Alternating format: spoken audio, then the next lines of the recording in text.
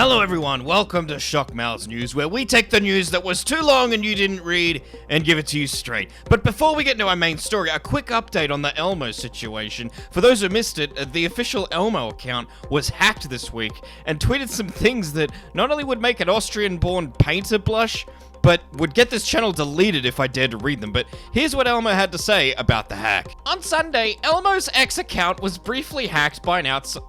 I want to read this in Elmo's voice, but I can't. I would start laughing all the way through. We strongly condemn the abhorrent, anti-Semitic, and racist content, and the account has since been secured. These posts in no way reflect the values of Sesame Street Workshop or Sesame Street, and no one at the organization was involved. Thank you, Elmo. If it wasn't for that post, we would have had no idea that you actually had no hand in that. But on to our main story. Do you use AI to make your YouTube content? If so, you might be worried you're about to lose your monetization after YouTube announced a policy that sounds like it's demonetizing AI-generated content. At least that's what you'd think if you only read the headlines and tweets floating around. YouTube is cracking down on lazy, repetitive content videos that are generated almost entirely by AI with no human input. You might remember channels like Quibblecop's AI channel, which was absolute slop. Swinging axe, another tree bites the dust. Fresh air and deforestation, my kind of day. Creeping under canopies, giant birch sheep, wool tactic camouflage, or nature's Minecraft prank. Absolutely hilarious. I feel like I just had a stroke.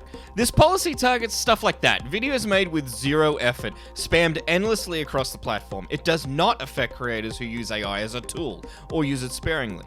It's not a blanket ban on AI use. Personally, I think AI can be a great tool. Keyword tool. I use it to bounce around ideas, plan schedules, and even brainstorm formats. But when people just type in a prompt and copy-paste whatever ChatGPT spits out without editing or critical thinking, that's when it becomes trash. That's how we get things like last year's Willy Wonka experience, where kids were traumatized by a villain who lived in the mirror dimension. Remember that? Here's an example of using AI responsibly. This script. I wrote it entirely myself, then ran it through ChatGPT to check grammar like a fancy spell checker. Here's an example of not using it responsibly. Typing in, ChatGPT, write me a YouTube script about AI, and then just recording that word for word. That's the kind of content YouTube is cracking down on. They're not banning AI any more than they're banning Adobe Premiere or Photoshop. They're banning lazy spam. In fact, this isn't even a new policy. YouTube has always required original, non-spammy content. This update just clarifies that yes, that includes low-effort AI videos. So what do you think about AI? Do you use it for your projects? And if so, how? Also in the news, Jeffrey Epstein still didn't end himself. And why are you still talking about it? Twitter user David Smith, aka Right Wing Trash, wants everyone to shut up about Epstein.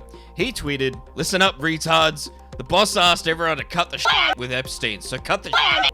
Is it going to change any of your lives whatsoever if you find out some celebrity or politician f***ed a 16-year-old on Lolita Island? It's not. So shut the fuck up and stop whining already." The files. Shut up. You're not getting them, so get over it. Guy has been absolutely killing it. But by guy, he means Donald Trump. He's been killing it for 6 months now. He's got more done than any president in our lifetimes. And you a**holes are whining about this stupid shit. Bunch of clowns and brokies crying about way over their gay pride. Guy got shot once and almost again for you morons. Shut the up and let him do his job. Strong feelings from Dave, but a quick scroll through his Twitter shows that until recently, he was furious Epstein files weren't released. Even the Annoying Orange wants the files released. And that's how I found out the Annoying Orange is still making content 15 years later. I feel old, man. If I had money to pay the artist who made this avatar to draw it looking sad, I would.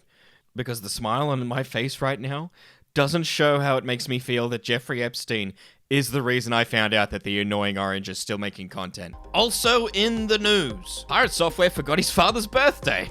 This is the same guy who fell into drama recently for saying, "You should own nothing and be happy." The guy who constantly name drops that his dad worked at Blizzard. The same dad who inspired him to work in games forgot his birthday. He got called out on a live stream in this unearthed clip. Last month was my birthday and you missed it. You didn't call me. Neither did your brother. You guys both ignored me for my birthday. That isn't true. I sent you a text. No, you did not. It was last. Wow. I didn't text you anything after that last happy birthday, so it's still the same one.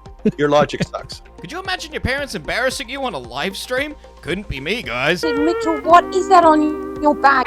And even when shown clear evidence that he was wrong, he still can't admit that he's wrong, because he can never admit when he's wrong. If you'd like a full Too Long Didn't Read breakdown on the pirate software situation, let me know in the comments and I'll get onto that. And if you've made it this far, like, subscribe, and all that jazz. It really helps me in the YouTube algorithm. And until next time, have a good one.